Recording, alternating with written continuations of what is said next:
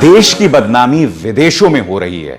जी हां, मध्य पूर्व के देशों में एक जबरदस्त प्रतिक्रिया आई है और मैं आपको बताता हूं क्यों।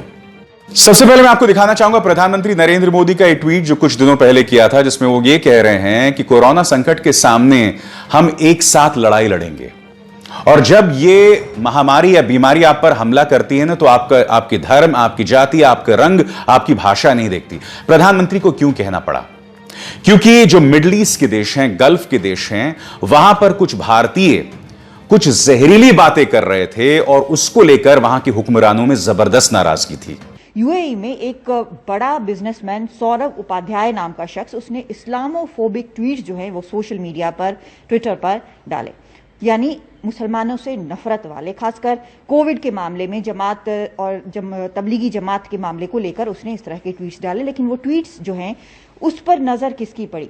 वहां के रॉयल फैमिली की जो प्रिंसेस हैं, जो राजकुमारी हैं, जिनका नाम हिंद अल कासिमी है, उनकी नजर उस पर पड़ी और उन्हें ये बेहद नागवार गुजरा, जो कि शायद गुजरना भी चाहिए। उन्होंने स्क्रीनशॉट लिया और उसके बाद लिखा कि किसी भी प्रकार का भेदभाव यूएई में बर्दाश्त नहीं है और जो भी इस तरह का काम करेगा उसको उस पर जुर्माना लगेगा और उसको देश छोड़ना पड़ेगा।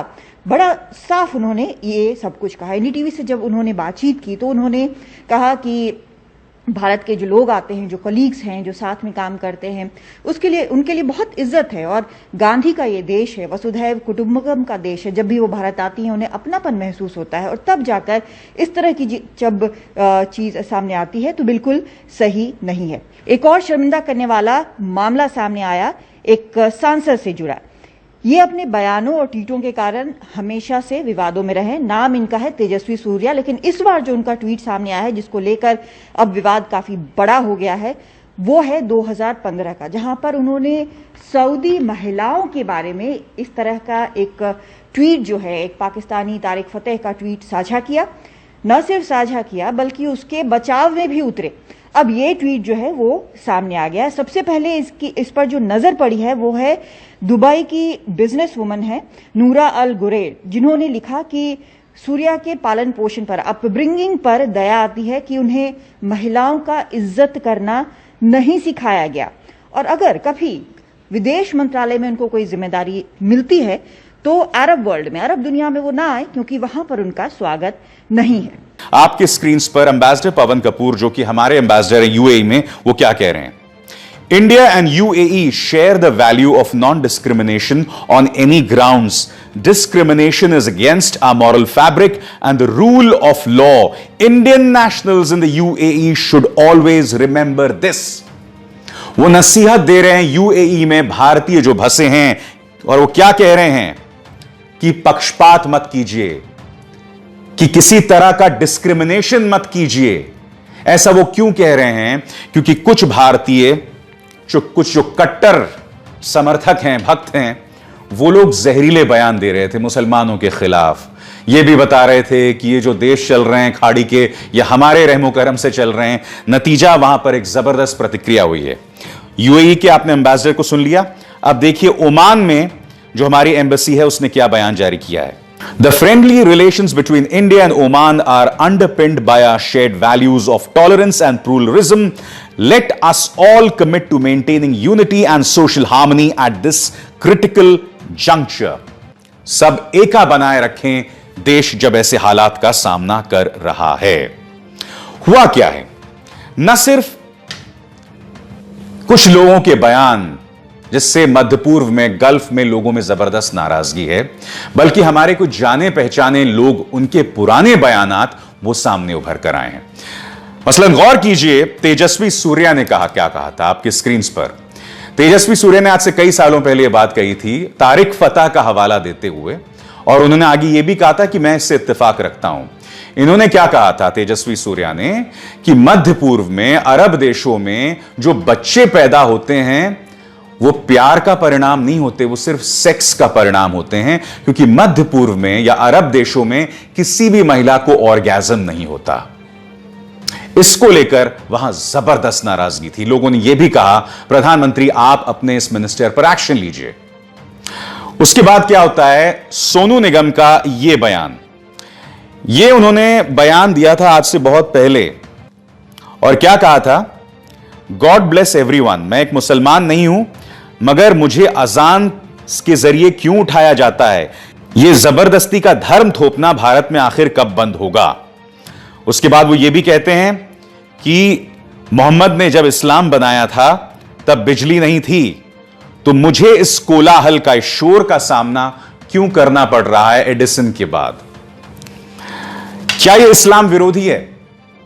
मुद्दा वो नहीं है। देखिए, अगर कोई कह रहा है कि भाई मैं अजान की वजह से सो नहीं पा रहा हूं, हो सकता है भाई नहीं सो पा रहे हो, मैं उस पर पढ़ना ही नहीं चाहूंगा कि इस्लाम विरोधी है कि नहीं। मगर आप जानते हैं इस वक्त सोनू निगम दुबई में है। अजीबोगरीब इत्तेफाक है, दुबई में, और अब उनके पुराने ट्वीट्स डिस्कवर किए जा रहे हैं। अगर सोनू निगम को लगता ना कि ये संदेश जो है वो इस्लाम विरोधी नहीं है, मुझे नहीं लगता, मेरे पास कोई प्रतिक्रिया नहीं है कि इस्लाम विरोधी है भी या नहीं है। जैसे मैंने कहा ना कि अगर मेरे घर के साथ में कोई मंदिर है या मस्जिद है और उसकी वजह से मेरे घर में शोर हो रहा है, तो जाहिर सी बात है मैं कैसे सोऊंगा। मगर नतीजा क्या हुआ कि सोनू निगम ने क्या किया कि अपने ट्विटर अकाउंट को ही डिलीट कर दिया, क्योंकि वो इस वक्त कहां है? वो इस वक्त मौजूद हैं दुबई में, और दुबई में बैठकर आज वो ये भाईचारा का संदेश दे रहे हैं। कैसे, आप सुनिए। अस्सलाम वालेकुम, हेलो, नमस्कार, this is Sonu here, Sonu Nigam. किल आम व अंतुम बखैर। My friends, we are going through tumultuous times. Never in our wildest dreams did we ever imagine we'll be seeing such times. Coronavirus. I am right now in Dubai. My family is based in Dubai, so I'm connected to Dubai, and I feel for Dubai, and that's why I thought it is my duty to reach out to the people of United Arab Emirates. Sonu Nigam इस तरह की बातें 2014 से पहले नहीं किया करते थे। मुझे आपत्ति इस बात पर है दोस्तों, 2014 से पहले इस सरकार की कट्टर विचारधारा में खुद को एक्सेप्टेबल बनाने के लिए, खुद को स्वीकार्य बनाने के लिए मैंने कभी भी सोनू निगम के मुंह से इस तरह की बातें नहीं सुनी। आज ये सबक है ऐसे लोगों का कि जो बात आप अपने घर के अंदर बोल सकते हैं, हमेशा ध्यान रखिए, क्या वो सड़क पर भी उतर के आप कह सकते हैं? क्या आप अगली गली में भी उतर के आप ये बात कह सकते हैं? क्या अगले शहर में भी आप उतर के बात कह सकते हैं? क्या अगले राज्य में भी उतर के बात कह सकते हैं? क्या आप वही बात किसी और देश में भी जाकर कह सकते हैं? सोनू निगम साहब, जी हां, आपको दुबई जाकर यह बात समझ आ गई कि मैं ये बातें दूसरे देशों में नहीं कह सकता, तो ऐसी बातें करनी ही क्यों?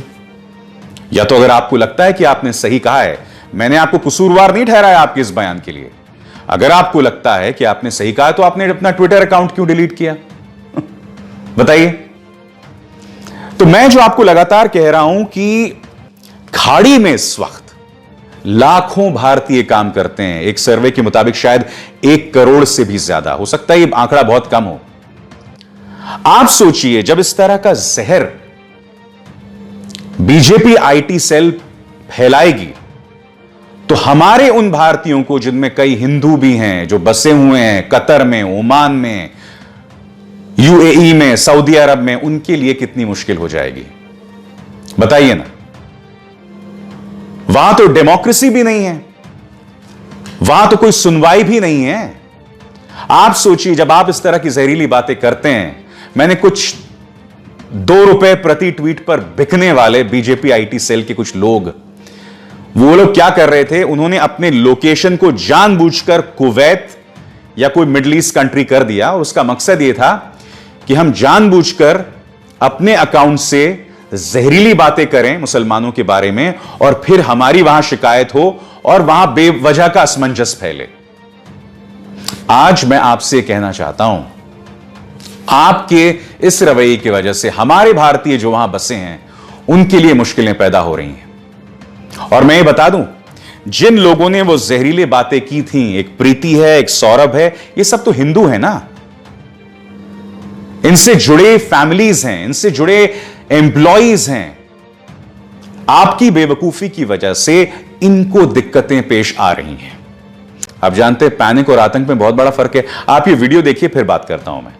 I once again urge all the Indian community members staying here to remain safe and healthy and do not spread panic, do not venture out, stay put where you are, stay safe and healthy and help the government of Saudi Arabia prevent the spread of COVID-19. तो panic और आतंक में बहुत बड़ा फर्क है। तो इस ट्रांसलेशन के मुताबिक एम्बेसडर भारतीयों को कह रहे हैं कि आतंक ना फैलाएं। बेशक उन्होंने वो बात ना कही हो, मगर जो संदेश है वो वाकई बहुत सटीक है, बहुत सार्थक है। मेरी भी आपसे अपील, खासकर बीजेपी आईटी सेल की से, कि कृपया आतंक ना फैलाएं, क्योंकि जब आप ऐसी बातें करते हैं तो मेरे भारतीय, मेरे भाई बहन जो वहां बसे हुए हैं, उनके लिए मुश्किलें पेश आती हैं। अपनी सियासत से ऊपर उठिए, फॉर गॉड्स सेक।